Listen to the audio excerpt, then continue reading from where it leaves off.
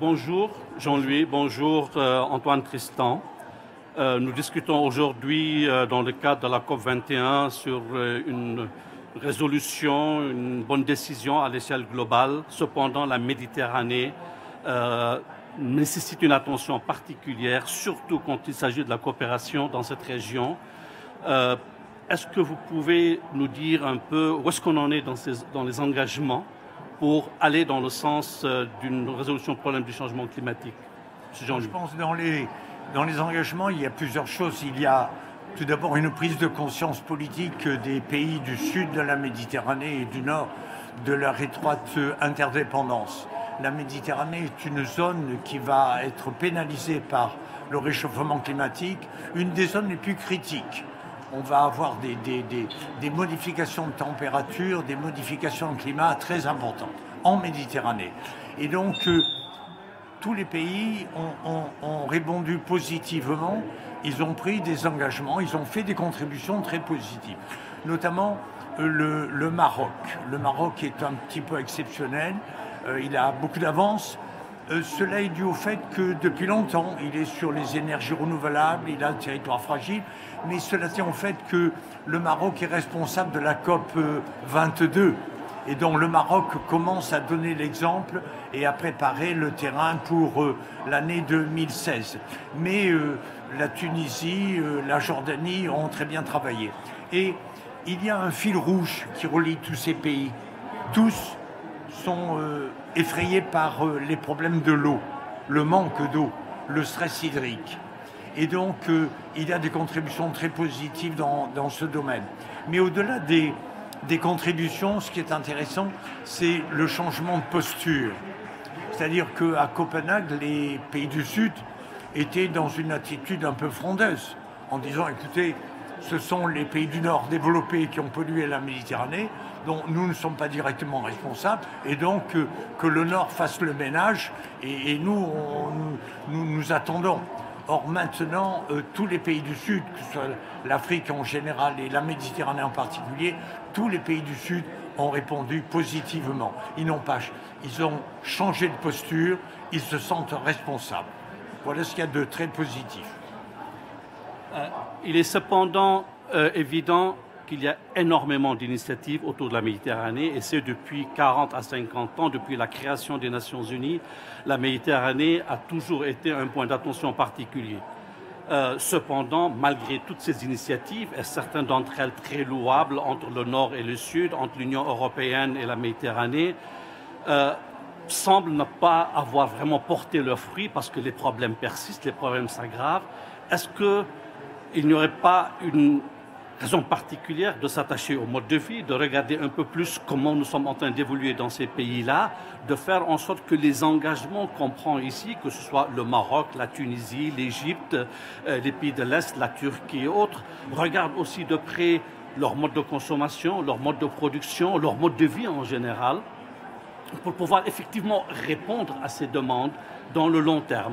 Et cela demanderait aussi à ces pays-là, pas simplement d'attendre qu'il y ait une coopération nord-sud, et c'est le propre un peu de la Méditerranée, c'est qu'il y a un partenariat où chacun s'assume dans une région pour essayer d'avoir une sorte d'impact régional, collectif, travailler ensemble.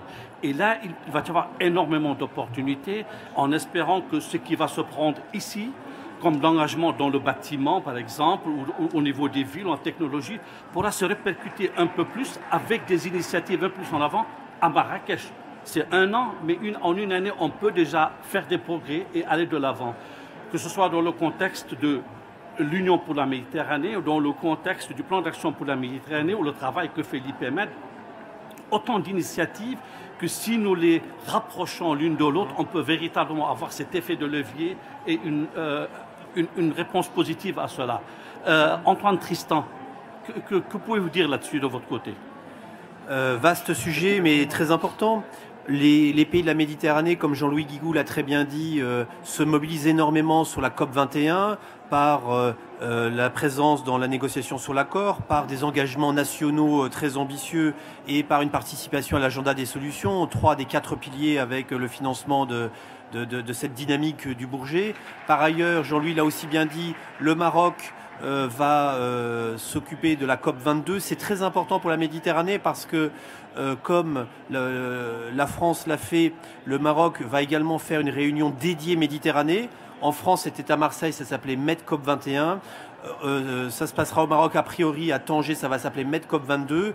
Et Monsieur Obala, ça sera le bon endroit pour faire converger les différentes initiatives, Union pour la Méditerranée, plan d'action méditerranéen, mais aussi politique européenne de voisinage, mais aussi chapitre méditerranéen de tout un tas d'initiatives, comme celle notamment qui va être présidée par la France en 2016, le partenariat pour un gouvernement ouvert, qui a pour objet de rassembler un petit peu numérique au gouvernement ouvert et climat. Je répondrai à votre question sur la complexité. La Méditerranée est un endroit complexe, et pour deux grandes raisons. Complexe pour des raisons politiques, mais aussi complexe parce qu'il y a une crise climatique. Et donc, c'est certain que en Méditerranée, la complexité de la situation géopolitique est telle que tout est labyrinthique. Mais en même temps, comme il y a une crise climatique, tous les pays travaillent sur l'eau, tous les pays travaillent sur l'urbain, tous les pays travaillent sur la ville intelligente. Et tous ces pays-là sont très intéressés par les collaborations. Collaborations entre l'Europe, le Maghreb, le Machrek, le Golfe, l'Afrique. Et on sent qu'il y a une appétence pour les collaborations, les solutions très fortes. Et je pense que malgré l'aspect politique, le niveau de crise climatique fait qu'on peut être finalement optimiste pour la coopération dans ces problèmes. On peut être optimiste pour créer un agenda de solutions méditerranéen. Et je pense que MEDCOP 22 puis COP 22 vont être des moments très forts pour l'agenda des solutions méditerranéennes. Beaucoup de solutions en vue. Jean-Louis, vous voulez rajouter sur cette question? Moi, j'aurais aimé que tu me poses cette question et je n'aurais pas répondu comme Tristan. Je t'aurais dit la chose suivante. Certes, depuis 1975, les États, les organismes multiples internationaux interviennent sur la Méditerranée. Il ne se passe pas grand-chose. Le motif est le suivant. Et la grande rupture, elle est maintenant. C'est que de 1975 à 2015 ou 2000, ce sont essentiellement les États qui sont intervenus. Or, les États ne sont pas les mieux positionnés pour résoudre les problèmes écologiques. Je te donne l'exemple. À l'heure actuelle, il y a des manifestations importantes à Beyrouth pour les déchets et les ordures. C'est pas l'État qui bouge, c'est pas la municipalité, ce sont les citoyens. Parce qu'ils voient des rats, il y a des infections, les enfants sont malades, et donc ce sont les citoyens qui se mobilisent. La grande rupture à l'heure actuelle en Méditerranée, c'est que ce sont les ONG et les entrepreneurs qui agissent. Au titre des ONG, tu as une ONG multisectorielle, c'est la Fondation Annalins. La Fondation Annalins, dont le siège est à Alexandrie, est très active de plus en plus. Il y a 4000 associations regroupées par Annalins. Et donc, je pense que les associations, les coopératives, les entreprises sont très actives. Nous travaillons avec Suez Environnement. Suez Environnement fait des choses formidables. Avec les déchetteries, avec les ordures ménagères à Meknès, par exemple. C'est Suez qui organise les chiffonniers de Meknès. C'est formidable. Et donc voilà la grande rupture. La société civile, à partir de maintenant, du Bourget, va monter en puissance. Parce que les États ne sont pas responsables. Nous avons en face de nous le pavillon des villes et des régions. Voilà. Or, on voit parfaitement qu'il y a un rôle croissant pour les villes et les régions qui pose quelques problèmes à des États nationaux en termes de délégation de pouvoir, mais où on retrouve aussi le rôle des entreprises, le rôle des ONG, de la société civile. Qu'en est-il autour de la Méditerranée? Est-ce que nous avons les mécanismes adéquats pour permettre un peu aux villes, effectivement, de prendre ce rôle croissant pour travailler sur la gestion de l'eau, parce qu'au bout du compte, c'est dans les villes que ça se passe, travailler sur la consommation d'énergie, travailler sur la mobilité et travailler sur les déchets. Qu'en est-il à ce moment-là dans la région? Je vais te donner deux exemples. Il y a une proposition qui a été faite dans les débats au Bourget, là, remarquable. Elle a été faite dans un forum avec IPMED, je pense, la semaine dernière. Un expert a dit, mais pourquoi il n'y aurait pas un GIEC Méditerranée? Pourquoi ne pas rassembler tous les meilleurs experts? les Turcs, les Américains, les Chinois, pour sur la Méditerranée faire une alerte permanente. Parce que nous allons vraiment griller comme des sauterelles. Ça va être très rude. Mais le deuxième exemple que je tiens à souligner, c'est ce que IPMED est en train de porter pour la gestion de l'eau. Nous considérons que la Méditerranée, c'est le bassin de tous les bassins versants. C'est le bassin du Pô, c'est le bassin du Nil, c'est le bassin de tous les grandes rivières qui tombent dans la Méditerranée. Et donc, il faut gérer la Méditerranée, non pas par les États, mais comme un bassin, c'est-à-dire avec une assemblée de bassins. Et là, il y aura les ONG, les utilisateurs, et il y aura une agence de bassin. Et une agence de bassin qui facilitera la dépollution, qui encouragera la dépollution, etc. Et pour qu'il y ait une agence de bassin, il faut qu'il y ait des revenus. Et c'est là où IPMED fait une avancée conceptuelle. Nous pensons que les financements innovants, comme l'a fait Douste Blazy avec Chirac pour United, il faut qu'il y ait des prélèvements. Et ce que propose IPMED, c'est que les bateaux qui franchissent le canal de Suez, le Bosphore et Gibraltar, les bateaux qui polluent la Méditerranée, ces bateaux soient pénalisés et que l'on prélève une taxe. Parce que, quelque chose, on a fait le calcul, mais une taxe relativement modeste, de 10 € par bateau et même par container, c'est une somme extraordinaire par rapport au surcoût qu'imposerait le détournement de ces bateaux par le sud de l'Afrique. Et donc pour aller de Chine à Rotterdam, les bateaux chinois, il faut qu'ils payent. Antoine Titan, sur cette question des villes, de l'importance des villes dans cette coopération. Donc les villes sont clairement les acteurs clés. Ce sont les acteurs clés parce qu'elles sont proches des citoyens et donc elles peuvent plus facilement que l'échelon national construire des solutions et les faire accepter. Deux, les villes sont aussi très critiques parce que c'est à ce niveau-là qu'on arrive à intégrer les différentes politiques publiques qui sont l'eau, le transport, l'énergie et donc in fine affronter le changement climatique. Ensuite, trois, les villes sont plus réactives que les États-nations et donc aussi elles sont importantes. Donc la France a bien identifié ce sujet dans la COP 21 et c'est pour ça qu'on a fait cette grande mobilisation des collectivités territoriales à Lyon en juillet 2015. Mais nous, je dirais, on ne dit pas que ville, on dit territoire parce que on sent bien qu'il y a une préoccupation, une problématique du grand quartier de 100 000 habitants. Ensuite, il y a une problématique de la métropole qui peut aller jusqu'à 10 millions d'habitants. Et ensuite, il y a les problématiques des régions. Donc nous, on préfère parler des territoires et de mobiliser tous les territoires. Ces territoires interviennent sur l'agenda des solutions. Ils apportent des solutions supplémentaires aux politiques nationales. Et donc nous souhaitons que dans cette dynamique COP21, COP22, les territoires soient de plus en plus associés. On a vraiment fait un rehaussement de la mobilisation des territoires en 2015 avec COP21. Il faut vraiment que ça se poursuive à COP22. Ensuite, il y a des organismes dédiés sur les territoires en Méditerranée comme l'Arlem et d'autres. Il faut les mobiliser et je pense que MEDCOP 22 et COP 22, Tanger, Marrakech, seront deux moments vraiment de rehaussement de la mobilisation des territoires méditerranéens et des territoires sur la planète sur cette question du climat. Juste en complément, vas-y. Non, très court. En complément de ce qu'a dit Tristan, les collectivités locales vont monter au créneau pour un motif très simple. C'est que pendant 20 ans, elles ont fait du marketing territorial. Venez chez nous, l'attractivité, la main-d'œuvre, les autoroutes, l'accessibilité. Maintenant, je fais le pari, en tant qu'ancien délégué de l'aménagement du territoire, que les collectivités locales vont faire du marketing sur l'environnement. Venez chez nous, il y a de l'air pur, il y a de la cohésion sociale, il y a des cours d'eau, il y a tous les biens collectifs vont être réhabilités.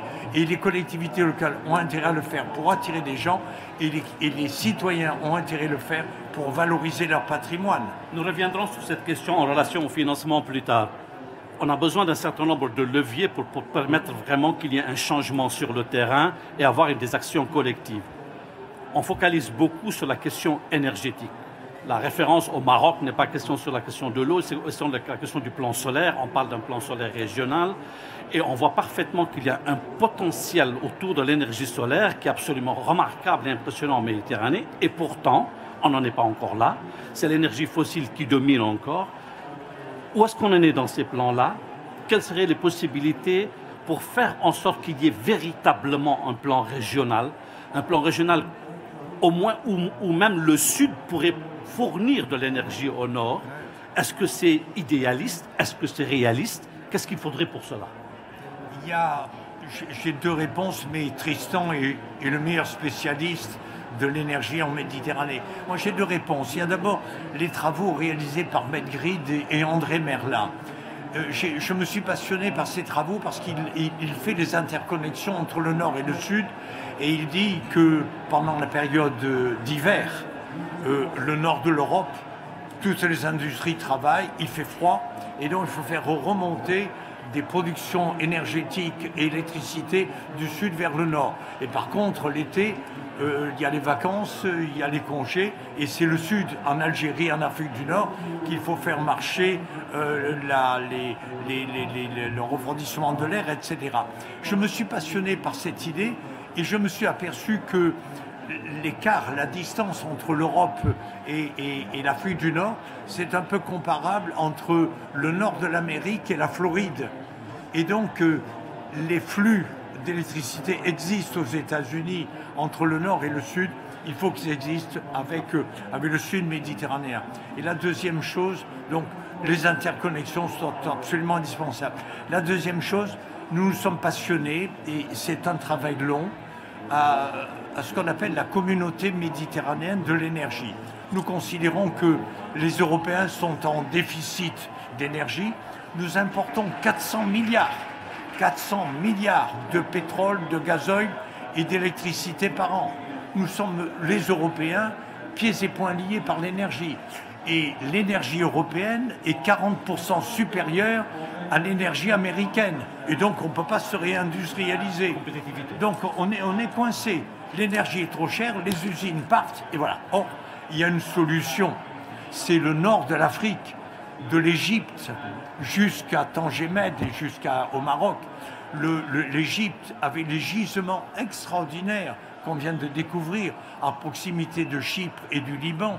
Et donc, on a la possibilité de concevoir que le nord de l'Afrique, du canal de Suez jusqu'à Tangemed, peut devenir la roue de l'Europe. Et que c'est là qu'il va y avoir une très forte industrialisation, parce que l'énergie est 6 fois moins chère en Algérie qu'elle ne l'est en Europe. Et donc, un exemple, Saint-Gobain, par exemple, qui produit des verres, a abandonné sa production de verres plats parce que la technologie est assez rustique, et Saint-Gobain a abandonné la production de verres plats au profit de Issa Rebrab et de l'Algérie, parce que c'était un boulet que de faire du verre plat en Europe. On revient sur la technologie, puis ensuite. Voilà, l'énergie renouvelable et la Méditerranée et le climat. On avait lancé beaucoup de choses en 2008 et ça a eu une vie assez lente parce que les technologies étaient moyennement mûres. Maintenant, en 2015, le panorama est totalement différent. D'abord, le solaire photovoltaïque de masse est en train de se répandre quand même beaucoup en Méditerranée. Il a des prix très intéressants pour le décentraliser, même le centraliser. Ça devient considérablement intéressant. Ensuite, il y a une deuxième filière qui est en train d'émerger. C'est encore un peu discret, mais les choses peuvent évoluer de façon radicale très vite. C'est le solaire à concentration, non pas pour faire de l'électricité, mais le solaire à concentration pour faire de la vapeur. Ensuite, qui fait du dessalement d'eau de mer et de l'assistance à la récupération d'hydrocarbures. Ça avance, dans les deux cas, ça avance très fortement.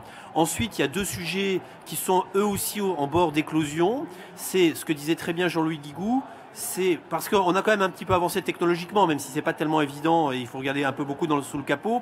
C'est vraiment le transport de courant continu à longue distance et notamment sous-marin.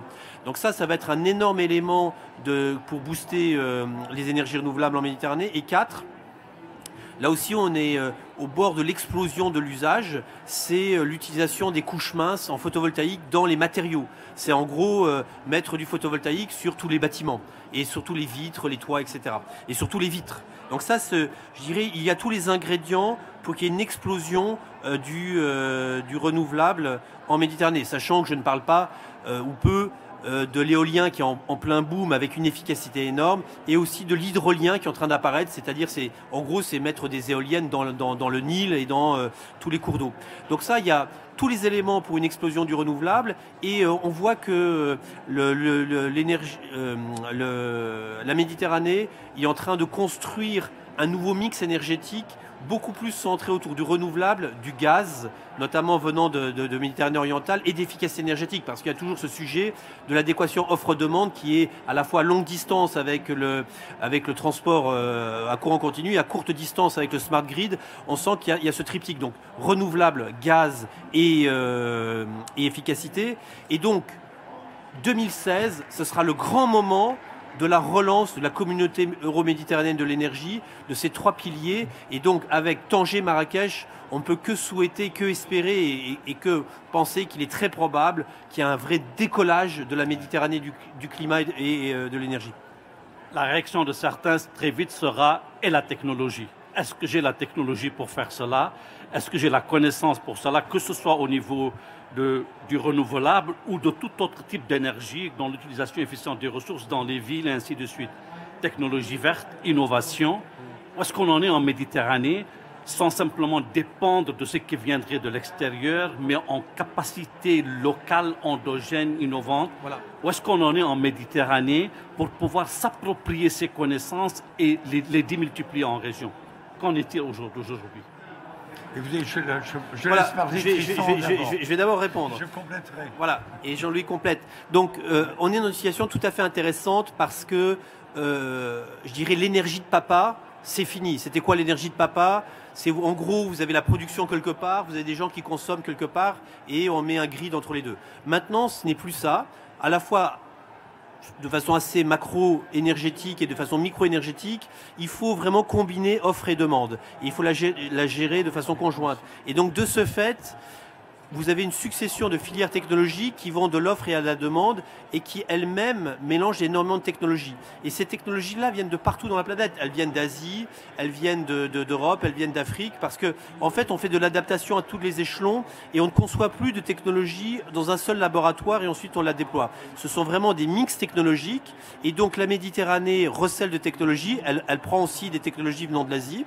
Et donc, ce que nous commençons à incuber comme idée pour 2016, c'est deux idées qu'il faut travailler et partager ensemble. C'est avoir une grande plateforme des solutions euro-méditerranéennes sur l'énergie et le climat, qui peut être un peu virtuelle sur des plateformes très intelligentes numériques, mais aussi c'est créer des centres de coworking où on incube la ville intelligente de demain, l'énergie renouvelable intelligente de demain, la solution énergie-eau, parce que la Méditerranée, comme Jean-Louis Guigou l'a très bien dit au début, la Méditerranée est spécifique. Elle est spécifique en augmentation de température, elle est spécifique en stress hydrique, elle est spécifique en développement urbain très intense sur des bandes côtières très petites.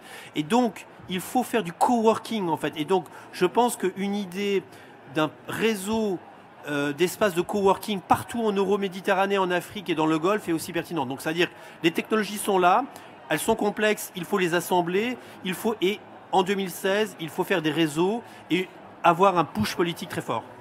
Jean-Louis, tu veux ajouter là-dessus? Il faut qu'on soit bref maintenant. Oui. Voici, ta question était, est-ce qu'il y a des transformations en Méditerranée qui permettent d'augurer des modifications de comportement compte tenu de la gravité de la situation dans quelques années? La réponse est la suivante, elle est oui, il y a des modifications importantes. Je vais en prendre une seule. C'est ce qu'on appelle les caisses de compensation. Les caisses de compensation, ce sont des caisses dans chacun des pays, de la Turquie jusqu'au Maroc, en Égypte, qui consistaient à subventionner les énergies fossiles aux consommateurs. C'est-à-dire que les gouvernements, pour avoir la paix, subventionnaient le gaz, le pétrole, le sucre, le pain, et l'ensemble des caisses de compensation, nous avons fait une étude, est estimé à 25 milliards de dollars par an. Et donc le pétrole et le gaz étaient subventionnés et les gens achetaient des énergies fossiles, c'était gratuit. Tout ça pour avoir la paix sociale. Or maintenant, tous les gouvernements arabes du pourtour de la Méditerranée suppriment progressivement les caisses de compensation. Ils les suppriment sur l'alimentation, mais surtout en priorité sur les bouteilles de gaz et le pétrole. Et il faut faire très attention. Je pense à un pays comme le Maroc, où la bouteille de gaz bleue, vous la voyez, cette bouteille, vous allez dans le Haut-Atlas, vous allez dans le Moyen-Atlas, à Ouarzazate, dans le désert. Vous avez la bouteille de gaz pour faire le thé à la menthe et pour faire l'alimentation, pour ne pas qu'on détruise la forêt qui est déjà faible. Attention, si le gouvernement marocain n'est pas prudent pour faire en sorte que la réduction des subventions à la bouteille de gaz, ça sera pire que les manifestations au Liban sur les ordures. Les Marocains sont capables de descendre par millions pour défendre la bouteille de gaz. Vous me direz, c'est inodore. Non, c'est essentiel. Et donc, tous les gouvernements, à l'heure actuelle, sont sur le bon chemin de faire payer le vrai coût. Et donc, sur 25 milliards par an, le pétrole et le gaz représentent à peu près 18 milliards de subventions chaque année pour les énergies fossiles. Ça va être supprimé. Là, on touche à un point clé que je souhaiterais qu'on fasse juste en quelques minutes, on n'a plus beaucoup de temps, sur la question des financements. Question des financements innovants, question des financements par rapport à ce que je fais aujourd'hui, pas simplement des financements externes ou additionnels, on peut aussi avoir des financements sur les économies qu'on peut faire, sur les économies en utilisation efficiente de ressources, de l'énergie, tout ce qu'on peut économiser et du financement additionnel par ailleurs, dans le bâtiment, dans les villes, dans le transport, en dehors des grands financements additionnels qu'on peut avoir. Or, c'est un sujet clé aujourd'hui dans les négociations. On parle des 100 milliards, voire des 150 milliards. Les ONG distribuent un papier sur 650 milliards. Donc, le financement est essentiel, mais il faut aussi qu'il soit endogène, qu'il vienne aussi de l'intérieur pour montrer la bonne volonté. Où en est-on tout dans la Méditerranée? Antoine, et tu termines là-dessus. Je vais répondre en une seule phrase, parce que le sujet est très vaste. L'argent arrive, l'argent est là. Il n'y en a peut-être pas assez, mais il y en a quand même beaucoup. Et je dirais, même si certains débattent sur est-ce qu'il y en a assez ou pas, la réalité, c'est qu'il y a plutôt trop d'argent d'un côté parce qu'il n'y a pas assez de projets par rapport à l'argent existant. Donc ça, on a cette réalité qu'il faut à la fois monter en puissance les masses financières, donc aller au-delà des 100 milliards, mais en même temps, il faut améliorer le deal flow. Donc on a vraiment une question de deal flow également aussi importante que de deal financier, enfin de pipe financier. Et donc c'est pour ça que nous, on pousse quand même cette idée d'accentuer les efforts, pour reprendre un mot anglais, de coworking, pour essayer d'incuber les projets. C'est-à-dire que les technologies, en fait, elles sont là. Par contre, sur un espace métropolitain, sur un espace de quartier, ça reste assez complexe de mettre en place une politique, ça reste assez complexe de mettre en place des appels d'offres et de développer en fait une ville intelligente, propre, solidaire, avec toutes les logiques d'économie circulaire. Et donc nous, on propose vraiment de faire un push sur un domaine un peu spécifique qui est le coworking, c'est-à-dire c'est vous mettez des gens de tous les pays de façon très transnationale dans des espaces de coworking comme le village par exemple à Paris, et en fait ils incubent des idées de ville intelligente, et ensuite vous avez des financiers qui financent des prototypes, ensuite des démonstrateurs, ensuite des programmes complets. Donc nous on propose vraiment de coupler questions financières et questions d'innovation.